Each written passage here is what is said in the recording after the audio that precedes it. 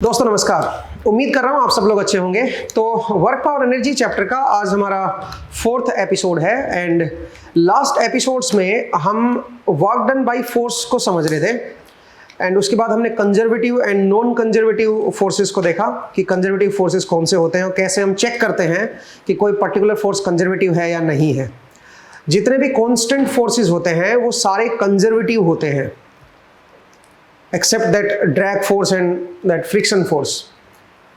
तो ये सारे के सारे कंजर्वेटिव फोर्सेस होंगे। इनका कर्ल से आप चेक कर सकते हो। कर्ल अगर मेरा 0 आ रहा है तो इसका मतलब फोर्स मेरा कंजर्वेटिव है, या आप क्लोज्ड लाइन इंटीग्रल से भी चेक कर सकते हो, तो उससे भी आपको पता चल जाएगा।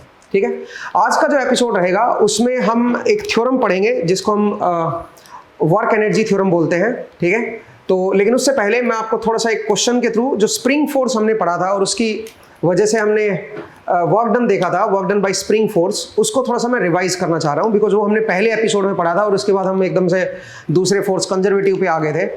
तो एक बार जरा स्प्रिंग फोर्स जो है उसको जरा दोबारा से देखते हैं। उसकी वजह से हमने बताया था कि work done bye spring force क्या होता है। जरा देखिए, work done bye spring force ये क्या बनेगा दोस्तों, हाफ के एक्स आई स्क्वायर माइनस हाफ के एक्स एफ स्क्वायर। ये हमने ऑलरेडी डिराइव किया था और हमने बताया था कि अगर work done bye spring force positive है, इसका मतलब क्या हुआ, इसका मतलब है कि जो स्प्रिंग है वो उसकी नेचुरल लेंथ की तरफ आ रहा है। जो स्प्रिंग है वो उसकी नेचुरल लेंथ की तरफ आ रहा है। हो सकता है वो इलोंगेटेड हो और नेचुरल लेंथ की तरफ मूव कर रहा हो। जैसे कोई ब्लॉक लगा हुआ है स्प्रिंग के लास्ट में, तो वो ब्लॉक को क्या पता अंदर की तरफ ला रहा हो। अगर वो इलोंगेटेड स्प्रिंग है तो हो सकता है वो कंप्रेस्ड स्प्रिंग है, कंप्रेस्ड स्प्रिंग होगा तो वो क्या पता अपने कंप्रेशन को दूर कर रहा हो और वापस नेचुरल लेंथ की तरफ आ रहा हो। तो अगर ये पॉजिटिव है तो इसका मतलब ये आपका टुवर्ड्स द नेचुरल लेंथ की तरफ मूवमेंट हो रही है। और अगर work done by the spring force negative आ जाए, इसका मतलब है कि आपका जो डिस्प्लेसमेंट है वो away from the natural length of the spring है। ठीक है, चाहे वो इलोंगेशन हो चाहे वो कंप्रेशन हो। तो आई होप आपको ये समझ आया और इस चीज को आप ध्यान रखेंगे। अब एक स्टेप और आगे चलते हैं, एक क्वेश्चन को करते हैं दोस्तों। जरा देखिए, क्वेश्चन कुछ इस तरह का है कि मान लीजिए मेरे पास कोई इंक्लाइंड सरफेस है ये और 30 डिग्री का इंक्लिनेशन है, 30 डिग्री का इंक्लिनेशन है और यहां पे हमने एक स्प्रिंग लगा रखा है और स्प्रिंग के पे यहाँ पे एक ब्लॉक लगाया हुआ है। ठीक है जी, ब्लॉक का मास जो है वो मान लीजिए 10 किलोग्राम का है। हमने क्या किया, इस ब्लॉक के ऊपर एक फोर्स लगाया, हॉरिजॉन्टल फोर्स, और वो दे रखा है 100 न्यूटन का, और स्प्रिंग कांस्टेंट दे रखा है 30 न्यूटन पर मीटर। ये आपको दे रखा है। क्वेश्चन क्या है सुनिए, इसके ऊपर फोर्सेस लग रहे हैं भाई। एक तो स्प्रिंग फोर्स लगेगा, एक आपका ये एक्सटर्नल फोर्स आपने लगा दिया, एक mg फोर्स भी लगेगा। आपको बताना है work done by all the forces, work done by all forces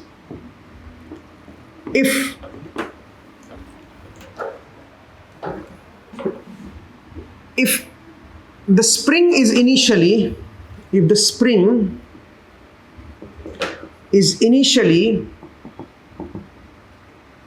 stretched by 0.5 meter, initially 0.5 meter है, and then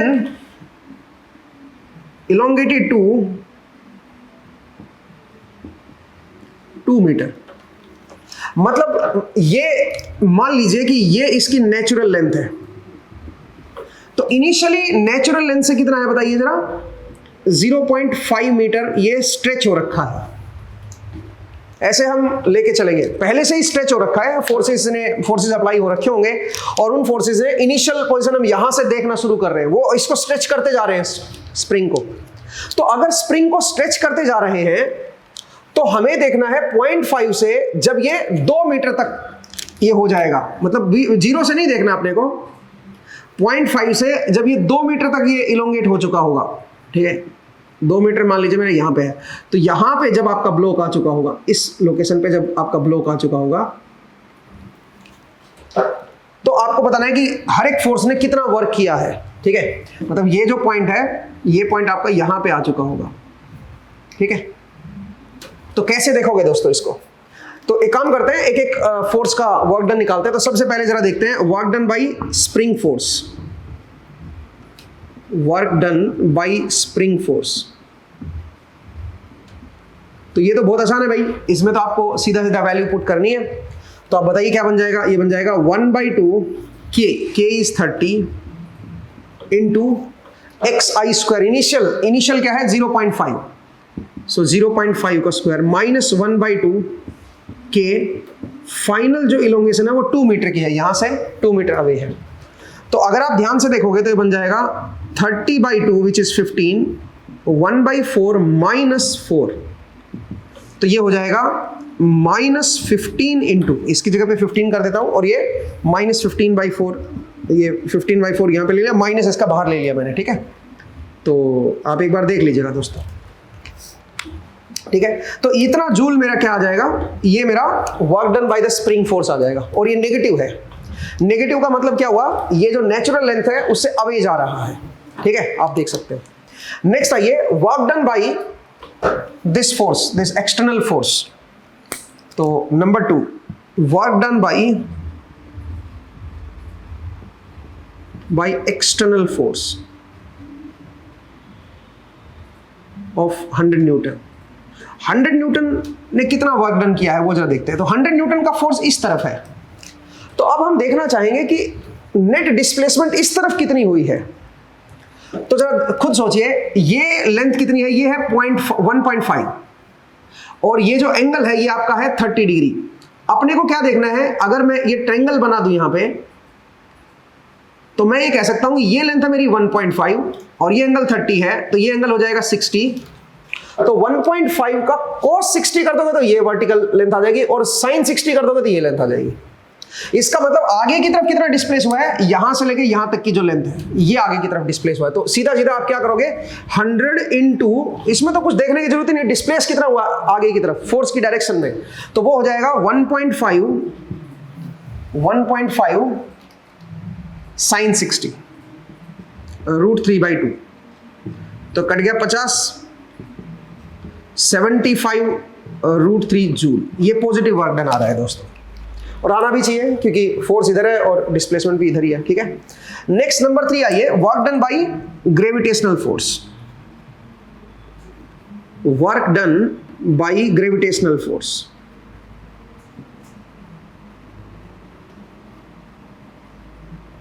तो ये क्या होगा दोस्तों? ग्रेविटेशनल फोर्स इस पे mg लग रहा है, तो mg डाउनवर्ड है और डिस्प्लेस ये y डायरेक्शन में ऊपर की तरफ देख लो कितना हुआ है, y डायरेक्शन में इतना डिस्प्लेस हुआ है। तो क्या लिखोगे बताओ जरा? -mg 10 किलोग्राम है ना, इंटू 9.81 इंटू दिस लेंथ, और ये लेंथ क्या बनेगी? 1.5 cos 60, तो 1.5/2 मतलब 3/4 हो जाएगी ये, ठीक है। तो अगर आप ध्यान से देखोगे तो माइनस में आ जाएगा, और मैं इसकी वैल्यू जरा कैलकुलेट कर लेता हूं।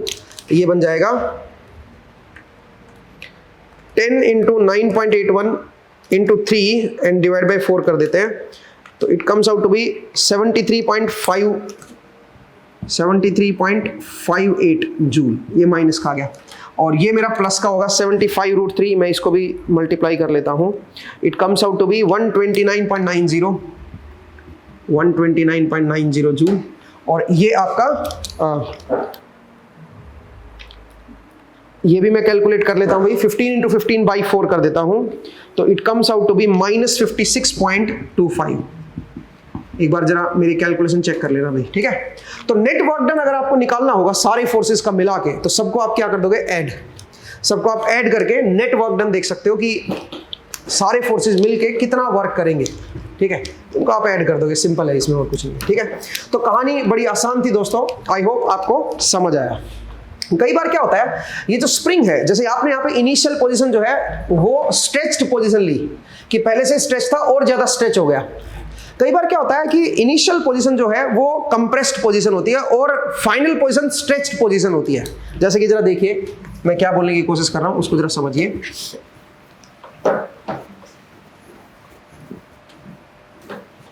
अगर मैं आपसे बोलूं कि भाई मान लीजिए मेरे पास कोई स्प्रिंग है, और स्प्रिंग जो है वो इनिशियली ये मेरा स्प्रिंग है, यहां पे कोई ब्लॉक है, ये इसकी नेचुरल लेंथ है, सोचिए और ये इनिशियली यहां पे है स्प्रिंग, मतलब ये 0.5 मीटर कंप्रेस्ड है, और उसके बाद अच्छा ये यहां पे इसकी एक्स वैल्यू 0 है, मतलब ये नेचुरल लेंथ है भाई। फिर यहां से ये आपका यहां तक हमने इलोंगेट कर दिया, ये आपका 2 मीटर हो गया, ठीक है भाई। तो आप कर क्या रहे हो, आप इसको यहां से मूव करना स्टार्ट कर रहे हो और यहां तक लेके जा रहे हो। तो क्या अब हम xi और xf को क्या रखें, यहां पे नेचुरल लेंथ है, तो इनिशियली नेचुरल लेंथ से कुछ कंप्रेस था, वहां से आप यहां तक जा रहे हो, आपको बताना है work done by the spring force.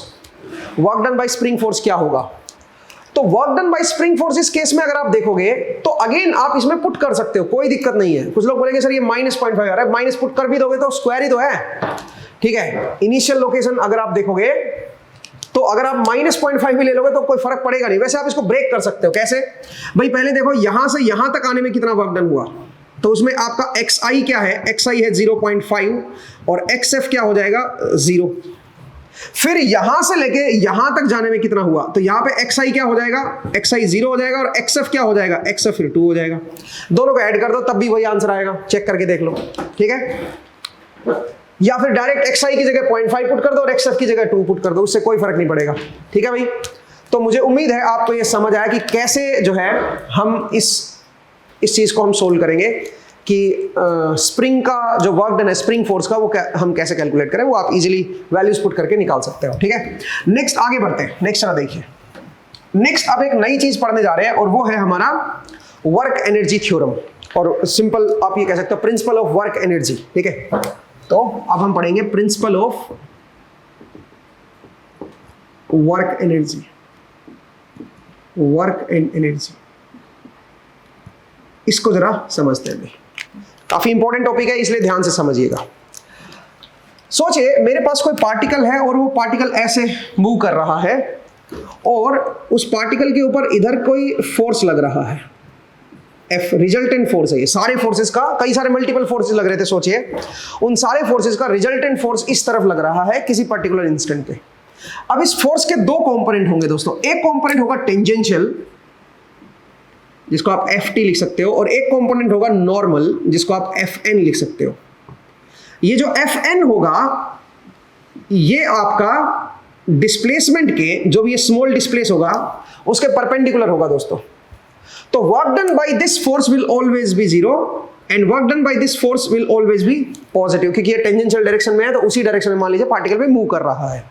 तो work done bye this force is इधर पॉजिटिव और नेगेटिव, ठीक है, डिपेंडिंग ऑन ये इधर डिस्प्लेस हो रहा है कि इधर डिस्प्लेस हो रहा है उसके हिसाब से। बट ये वर्क डन देगा, ये वर्क डन नहीं देगा। मतलब Fr को हमने दो हिस्सों में ब्रेक कर लिया। जो टेंजेंशियल फोर्स है वो हमारा रिस्पॉन्सिबल होगा वर्क के लिए, वर्क डन के लिए। अच्छा एक और चीज हम लोग जानते हैं, हम जानते हैं कि tangential acceleration into ds, ds मतलब स्मॉल डिस्प्लेसमेंट यहाँ पे, must be equal to v dv।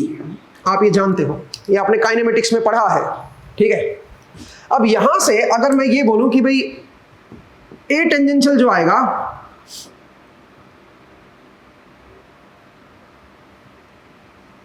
Into ds equal to, और इसको m से मल्टीप्लाई कर देता हूं बोथ साइड, mv dv, और वो इसको इंटीग्रेट कर देते हैं, इसको इंटीग्रेट कर देते हैं। ये जो ds है टेंजेंशियल डायरेक्शन में ऑलरेडी।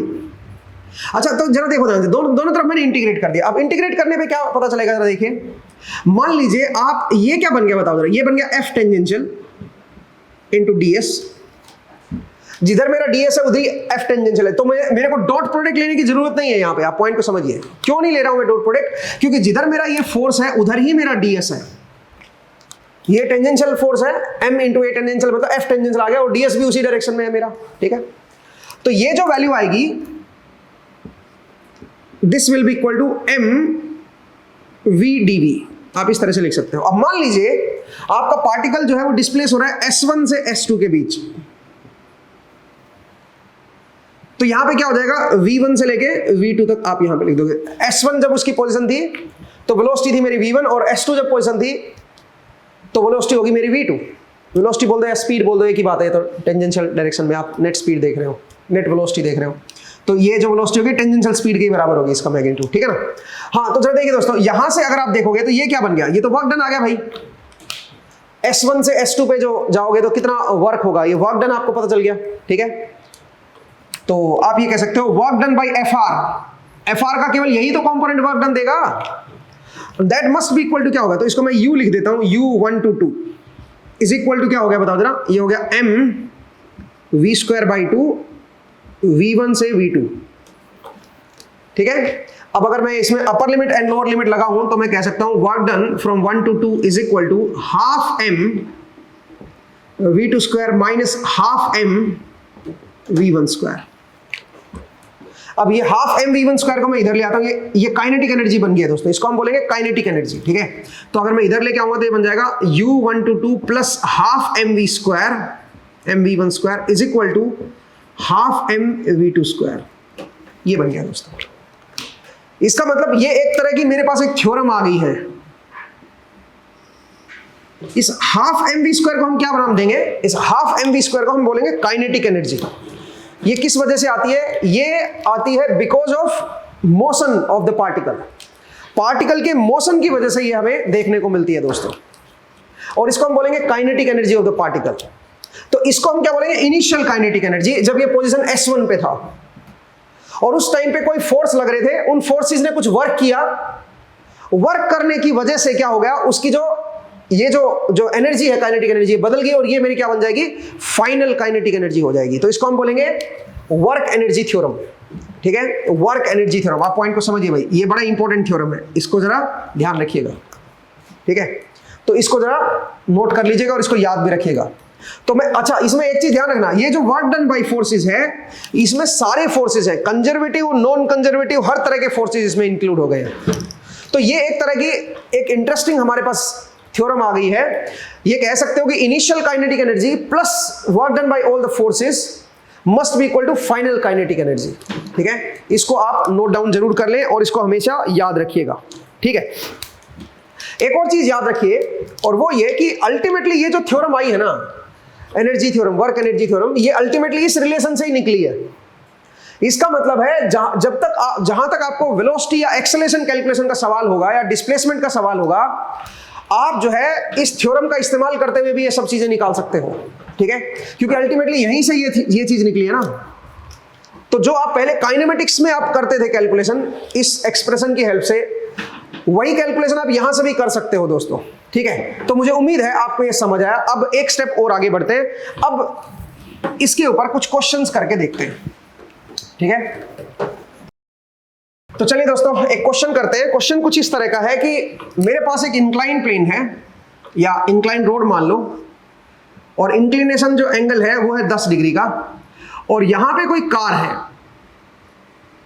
है, और कार जो है किसी पर्टिकुलर इंस्टेंट पे 6 मीटर पर सेकंड से आ रही है। कार का मास जो है वो मान लीजिए 1800 किलोग्राम का है, 1800 किलोग्राम का है, ऐसे मैंने रैंडम ले लिया, मास की हालांकि जरूरत भी नहीं पड़ेगी, आप देखो 6 मीटर पर सेकंड से आ रही है। इसके ड्राइवर जो है वो बिल्कुल ब्रेक लॉक कर देता है, और लॉक करने के बाद ये कार जो है वो स्लाइड हो रही है, और जो फ्रिक्शन कोफिशिएंट है वो काइनेटिक फ्रिक्शन कोफिशिएंट है -0.5।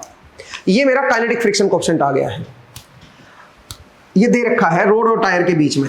आपको क्या बताना है, आपको बताना है कितने डिस्टेंस के बाद ये कार जो है वो रुक जाएगी, कितने डिस्टेंस चलने के बाद कार जो है वो रुक जाएगी। अब इस क्वेश्चन को सोल्व करने के लिए आप मल्टीपल तरीके से सोल्व कर सकते हो। आप इस तरफ एक्सेलरेशन निकाल सकते हो, और इस तरफ जो है वेलोसिटी देख लो कहां पे जीरो होगी, मल्टीपल वे है, काइनेमेटिक्स के हिसाब से भी इसको आप सोल्व कर सकते हो। दूसरा एक और तरीका है वर्क एनर्जी थ्योरम, जो अभी अभी मैंने आपको समझाया। वो कहती है कि जो इनिशियल काइनेटिक एनर्जी है, initial kinetic energy is half mv² plus जो वर्क डन बाई जो फोर्सेस इसके ऊपर एक्ट कर रहे हैं उनका सबका work done, that must be equal to final kinetic energy. तो जब ये रेस्ट पे आएगी तो वहां पे फाइनल काइनेटिक एनर्जी क्या हो जाएगी, 0। इस तरह से आप कर सकते हो। मान लीजिए s डिस्टेंस चलने के बाद जो है ये रेस्ट पे आ जा रही है, s डिस्टेंस चलने के बाद ये रेस्ट पे आ रही है। तो s डिस्टेंस चलने में कितना वर्क डन हुआ है फोर्सेस का, जो भी इसके ऊपर एक्ट कर रहे हैं उन सारे फोर्सेस ने कितना वर्क किया है, वो आप इसमें डालिए एंड इक्वल टू 0 कर दीजिए, ठीक है।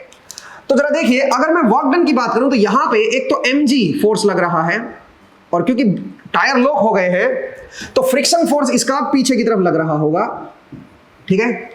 एक और फोर्स लग रहा होगा, that is normal force, but normal force की वजह से जो वर्क डन आएगा वो जीरो आएगा। क्यों? क्योंकि जो डिस्प्लेसमेंट है कार की वो नॉर्मल फोर्स के परपेंडिकुलर है। दैट्स वाई जो डिस्प्लेसमेंट होगी, जो नॉर्मल फोर्स की वजह से जो वर्क डन होगा वो जीरो होगा। अब सवाल ये है कि ये mg कितना वर्क करेगा और ये फ्रिक्शन फोर्स कितना वर्क करेगा। तो मैं काम करता हूं, इसको ऐसे लिखता हूं 1/2 1800 इंटू 6 का स्क्वायर प्लस, अब जरा देखिए जो मेरा mg है ये अगर 10 डिग्री है तो ये आपका 80 डिग्री हो जाएगा, आप जानते हो। तो mg के दो कंपोनेंट आएंगे, एक आपका आगे की तरफ और एक आपका इधर की तरफ। तो अगर मैं बोलूं कि mg cos 80, ये जो फोर्स है जो आगे की तरफ आया है ये वर्क पॉजिटिव वर्क करेगा। कितना होगा बताओ जरा। m की वैल्यू 1800 है, g की वैल्यू 9.81 है, cos 80 इंटू s कर दीजिए, इंटू s कर दीजिए, s माने डिस्प्लेसमेंट, ठीक है। तो ये मेरा पॉजिटिव वर्क हुआ है जो इस mg cos 80 ने किया है। दूसरा जो फ्रिक्शन फोर्स है वो नेगेटिव वर्क करेगा, और फ्रिक्शन फोर्स कितना वर्क करेगा, सबसे पहले फ्रिक्शन फोर्स निकाल लेते हैं, दैट इज म्यू n। ये मेरा फ्रिक्शन फोर्स होगा भाई, ठीक है, म्यू के इंटू एन, काइनेटिक फ्रिक्शन है ना, तो काइनेटिक फ्रिक्शन अपना म्यू के इंटू एन के बराबर ही होगा ऑलवेज। तो आप क्या लिखोगे, और ये नेगेटिव वर्क करेगा तो माइनस क्या लिखोगे, m की वैल्यू कितनी है 1800, g मेरा 9.81 into sine 80 into sine 80, cos 80 तो इधर था, साइन 80 मेरा इधर हो गया, तो नॉर्मल फोर्स इसके बराबर हो जाएगा mg साइन 80 इंटू में क्या कर दो म्यू के is half and into s कर दीजिए। तो ये वर्क डन होगा, ये नेगेटिव वर्क डन होगा फ्रिक्शन फोर्स की वजह से। फ्रिक्शन फोर्स मेरा ये था दोस्तों, इंटू s कर दिया मैंने, ठीक है। That must equal to final kinetic energy. s चलने के बाद जो फाइनल काइनेटिक एनर्जी आएगी वो जीरो आएगी। तो मैंने वर्क एनर्जी थ्योरम लगा दिया यहाँ पे। अब यहां से मैं s को कैलकुलेट कर सकता हूं। सबसे पहले 1800 कॉमन लेके हटा दो, तो ये बन जाएगा 36/8। तो 36/8 इज 18 प्लस 9.81 cos 80, ठीक है, minus 9.81 sin 80 divide by 2 into s will be equal to 0। अब जरा इसकी वैल्यू कैलकुलेट कर लेते हैं भाई, और यहां से हमारे पास s आ जाएगा। तो जरा देखिए ये वैल्यू क्या बनेगी, 9.81 cos 80 माइनस sin 80 एक हो गया, ठीक है। तो ये जो वैल्यू निकल के आ रही है, ये वैल्यू निकल के आ रही है -3.126, 18 माइनस 3.127, 3.127 लिख लेते हैं, राउंड ऑफ कर देते हैं।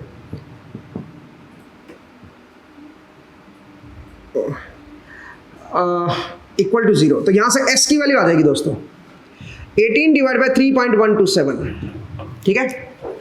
तो 18 डिवाइड बाय 3.127 कर दोगे तो उससे हमारे पास क्या आ जाएगा, हमें ये पता चल जाएगा कितना डिस्प्लेस होगा, 5.76 मीटर जो है ये कार आपकी डिस्प्लेस होगी। एंड ये जो डिस्प्लेसमेंट है ये मास की इंडिपेंडेंट है, ये ध्यान देना। मास को अगर आप 1800 ले लो या आप जो है आप मे बी 1500 ले लो, उससे कोई फर्क नहीं पड़ता। आंसर जो है ये आपका 5.76 मीटर ही रहेगा, ठीक है। मुझे उम्मीद है आपको ये समझ आया। चलिए अब एक और क्वेश्चन करते हैं, उस क्वेश्चन की तरफ बढ़ते हैं। एक और मेरे पास क्वेश्चन है, उसको जरा देखते हैं। नेक्स्ट क्वेश्चन देखिएगा। तो एक क्वेश्चन है दोस्तों मेरे पास, और क्वेश्चन कुछ इस तरह का है कि मेरे पास एक ऐसे ब्लॉक है और ब्लॉक को हम लिफ्ट कर रहे हैं, ठीक है। यहां पे हमने कुछ इस तरह का लगा रखा है, ब्लॉक को हम लिफ्ट कर रहे हैं, यहां पे एक फोर्स लगा रहे हैं दोस्तों। जो फोर्स है ये मेरा वेरिएबल फोर्स है, और फोर्स की वैल्यू आपको जो दे रखी है वो है 28 प्लस 3s² किलो न्यूटन, ठीक है। ये आपको इस फोर्स की वैल्यू दे रखी है, और इसका जो मास है वो आपको दे रखा है 2500 किलोग्राम, 2500 किलोग्राम इसका ब्लॉक का मास दे रखा है। इसको हम लिफ्ट कर रहे हैं। आपको बताना है determine the speed of the block when it has, I mean इसको जब हमने लिफ्ट कर दिया है कितना, 3 मीटर। जब हम इसको 3 मीटर लिफ्ट कर चुके हैं तो उस इंस्टेंट पे जब ये 3 मीटर लिफ्ट हो चुका है, यहां पे s की वैल्यू 0 है, s की वैल्यू 3 मीटर जब ये लिफ्ट हो चुका है, तो वहां पे आपको बताना है स्पीड क्या होगी, एंड आपको ये भी बताना है कि कितना टाइम लेगा ये यहां तक लिफ्ट होने में, जब आपका फोर्स जो है वो वेरिएबल फोर्स है, ठीक है, फोर्स आपका वेरिएबल लग रहा है जो ऊपर की तरफ हम लोग लगा रहे हैं। एक mg तो खैर कांस्टेंट ही रहेगा, ठीक है। तो कैसे करेंगे दोस्तों? एक तरीका तो है आप जो है काइनेमेटिक्स का सहारा ले सकते हो, न्यूटन सेकंड लॉ का सहारा लेके और उससे एक्सेलरेशन वगैरह कैलकुलेट करके वो आप सोल्व कर सकते हो। दूसरा है जो वर्क एनर्जी थ्योरम है, उसकी हेल्प से भी आप इस प्रॉब्लम को सोल्व कर सकते हो। जरा देखिए कैसे। अगर मैं वर्क एनर्जी थ्योरम की हेल्प से सोल्व करना चाहूं तो कैसे करूंगा? यहां पे जो काइनेटिक एनर्जी थी वो जीरो थी, क्योंकि हम यहां पे रेस्ट से शुरू कर रहे थे। तो यहां पे मेरी काइनेटिक एनर्जी है जीरो, तो मैं क्या बोलूंगा? मैं बोलूंगा हाफ m v स्क्वायर, ये मेरी इनिशियल काइनेटिक एनर्जी थी, plus work done by all the forces. तो इस फोर्स ने कितना वर्क किया है? इसने किया है 28 प्लस 3s स्क्वायर। लेकिन ध्यान रखना, ये जो फोर्स है ये आपका वेरिएबल फोर्स है, तो इसका वर्क डन अगर मुझे निकालना है तो ds करके और इसको इंटीग्रेट करना पड़ेगा मुझे, ठीक है। इसको इंटीग्रेट करना पड़ेगा, s की वैल्यू 0 से s तक ही ले लेता हूं। चलिए मैं s तक ही ले लेता हूं, मैं वेरिएबल लिमिट डाल रहा हूं, मैं 3 नहीं डाल रहा हूं, 3 भी डालेंगे बाद में, पुट कर देंगे s की वैल्यू 3। तो ये मेरा वर्क डन है by this force to increase the height from 0 to s। s कोई जनरलाइज हाइट है और ये किलो न्यूटन है, तो 10⁻³ भी यहां पे आएगा भाई, ठीक है। अब आइए एक और फोर्स है mg। तो mg जो है वो नेगेटिव वर्क करेगा, 2500 इंटू 9.81 इंटू s। 0 से s हाइट उठाने में mg ने नेगेटिव वर्क किया है दोस्तों, and that must be equal to क्या होना चाहिए? Half m v square, final kinetic energy. यहां पे जो फाइनल काइनेटिक एनर्जी आएगी वो मुझे पता चल जाएगी, और वो है हाफ m v स्क्वायर। तो अगर आप देखोगे तो ये तो खत्म ही हो गया। यहां से अगर आप देखोगे तो बन जाएगा 10⁻³ इंटू 28s प्लस क्या बन जाएगा? 3s³ बाई 3, ठीक है। एक बार देख लीजिए भाई, ठीक है। 3s³ by 3 minus 2500 into 9.81 into s। This must be equal to 2500 upon 2 v square, ठीक है भाई। एक बार जरा देख लीजिए, मेरे हिसाब से तो मैंने ठीक लिखा है। अब यहां से अगर मैं इसको सिंप्लीफाई करूं तो मैं क्या बोल सकता हूं? ये 3 से 3 तो कट गया, और ये आपका क्या बन गया? जरा देखिए, ये आपका बन गया 1000s³ प्लस 28,000s, ठीक है। 1000s³ प्लस 28,000s माइनस यहां से क्या वैल्यू आएगी? इसको भी जरा सोल्व कर लेते हैं। ये बन जाएगा 2500 इंटू 9.81, तो ये वैल्यू आ जाएगी 24,525s is equal to 1250 v square, ठीक है जी। अब मैं इसको फर्दर सिंप्लीफाई कर लेता हूं, इसमें से इसको हटा देता हूं, तो 28,000 में से ये माइनस कर देते हैं ना भाई। इसकी जो वैल्यू आ रही है वो है 3475, 1000s³ plus 3475s divide by 1250 and इसकी पावर हाफ कर दीजिए, आपके पास v आ गया। आपके पास स्पीड की वैल्यू आ जाएगी दोस्तों यहां से। तो s की वैल्यू आपको दे रखी है 3 मीटर, तो 3 पुट कर दो भाई, v आ जाएगा आपके पास। तो मैं जरा यहां पे 3 पुट कर देता हूं और v की वैल्यू कैलकुलेट कर लेता हूं भाई, ठीक है। तो मेरे पास कैलकुलेटर है, कैलकुलेटर की हेल्प से मैं जल्दी कर पाऊंगा। तो 3 का क्यूब हो जाएगा ना, 3 का क्यूब होता है 27, ठीक है जी। और उसमें ऐड करना है मुझे,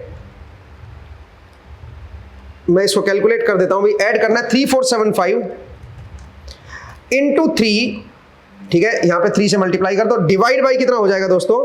1250, और फिर इसका रूट लेना है। तो इससे v की वैल्यू आ रही है 5.47, ठीक है। तो मैं एक बार चेक भी कर लेता हूं कि मेरे पास क्या आंसर है। 5.47 इज करेक्ट आंसर। तो यहां से when s is equal to 3 metre, v is equal to 5.47 metre, 5.47 metre per second. ये मेरे पास इसकी स्पीड आ गई है, ठीक है। कहानी बड़ी सिंपल थी। अब मुझे बताना है टाइम कितना लगेगा इसको यहां तक पहुंचने में। तो v जो होता है मेरा वो होता है ds बाई dt, ठीक है। तो अगर मैं vs की वैल्यू को देखूंगा तो v must be equal to ds by dt, आप इस तरह से लिख सकते हो भाई, ठीक है। तो अब क्या करेंगे बताओ जरा। अब इस s वाले टर्म को इधर ले जाओ और dt वाले टर्म को इधर ले आओ, तो आप ये कह सकते हो क्या कि ds divide by 1000s³ plus 3475s और इसका रूट ठीक है, और ऊपर रूट आ जाएगा 1250। एक बार देख लो भाई सही लिखा है क्या, इक्वल टू dt, एक बार चेक कर ले भाई, ठीक है। ये रूट के अंदर है पूरा और ये ds के साथ मल्टीप्लाई हो जाएगा, ठीक है, और इधर जो है वो dt आ जाएगा। अब इसको इंटीग्रेट कर देते हैं भाई, इसको इंटीग्रेट कर देते हैं। यहां पे s के रेस्पेक्ट में इंटीग्रेशन है 0 से 3 और ये 0 से लेके t तक। अब आपको t की वैल्यू कैलकुलेट करनी है, तो ऑब्वियसली ये इतना आसान नहीं है इंटीग्रेशन, बट आप यहां से सोल्व कर सकते हो, ठीक है। तो अब आपको t की वैल्यू जो है वो सोल्व करके कमेंट सेक्शन में बतानी है, थोड़ा आपका इंटीग्रेशन की प्रैक्टिस हो जाएगी, ठीक है दोस्तों। तो इस क्वेश्चन को आप जरूर सोल्व कीजिएगा। तो बहुत प्यारा क्वेश्चन था, इसमें फोर्स हमारा वेरिएबल था और आप देख सकते हो कि किस तरह से हम इसको सोल्व करेंगे, ठीक है। आई होप आपको आज का जो एपिसोड है ये समझ आया। अगले एपिसोड में हम कुछ क्वेश्चंस की प्रैक्टिस करेंगे, कुछ और बेहतर अंडरस्टैंडिंग बनाएंगे वर्क एनर्जी थ्योरम की। आज के लिए इतना ही करते हैं, नेक्स्ट एपिसोड में फिर से आपसे मुलाकात होगी। अपना ख्याल रखिए, पढ़ते रहिए, मुस्कुराते रहिए। नेक्स्ट टाइम मिलेंगे दोस्तों, थैंक यू।